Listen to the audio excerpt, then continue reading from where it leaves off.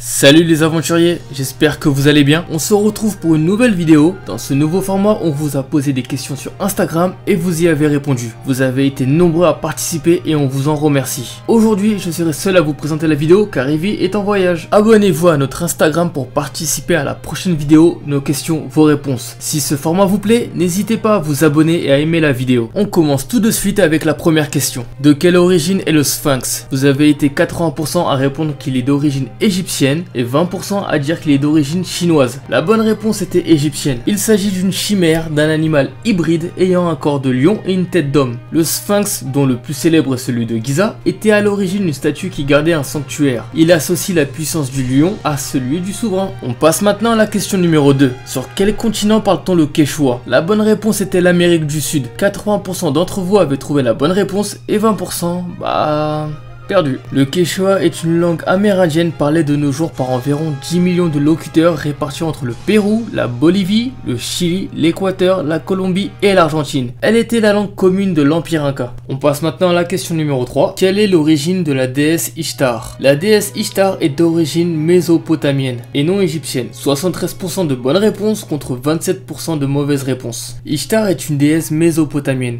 Elle est probablement la version sémitique de la déesse sumérienne Inanna. Elle était la déesse de la féminité, de l'amour, de la guerre et de la royauté. On est parti pour la question numéro 4. Qui a déchiffré les hiéroglyphes égyptiens? Alors cette fois les réponses étaient plutôt serrées car nous avons 51% pour Champollion et 49% pour Howard Carter. La bonne réponse était Champollion. Champollion est le déchiffreur des hiéroglyphes grâce à la pierre de Rosette en 1822. Il est considéré comme le père de l'égyptologie. Howard Carter a également réalisé une découverte égyptologique exceptionnelle puisqu'un siècle plus tard, en 1922, il découvre le tombeau quasi intact du pharaon Toutankhamon. On en est donc à la question numéro 5.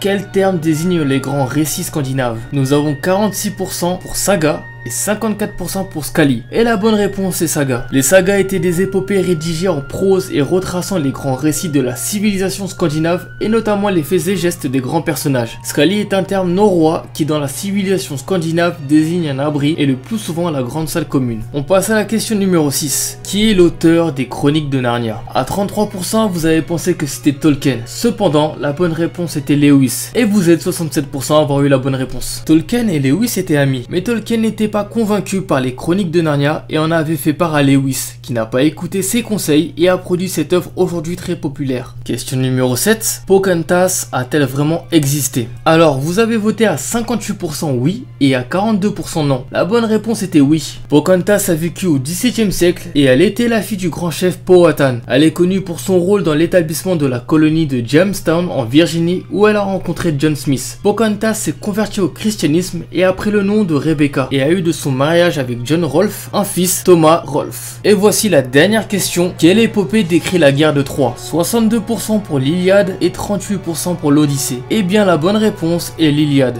L'Iliade est le récit attribué à Homère retraçant les événements de la guerre de Troie, tandis que l'Odyssée en est la suite, à savoir les péripéties d'Ulysse, un héros de l'Iliade avant son retour chez lui à Ithaque. Merci d'avoir regardé la vidéo. Rejoignez-nous sur notre Instagram pour participer au prochain Nos questions, vos réponses. Les liens sont dans la description. Laissez un petit pouce bleu si la vidéo vous a plu et abonnez-vous si ce n'est pas déjà fait. A très bientôt pour de nouvelles aventures.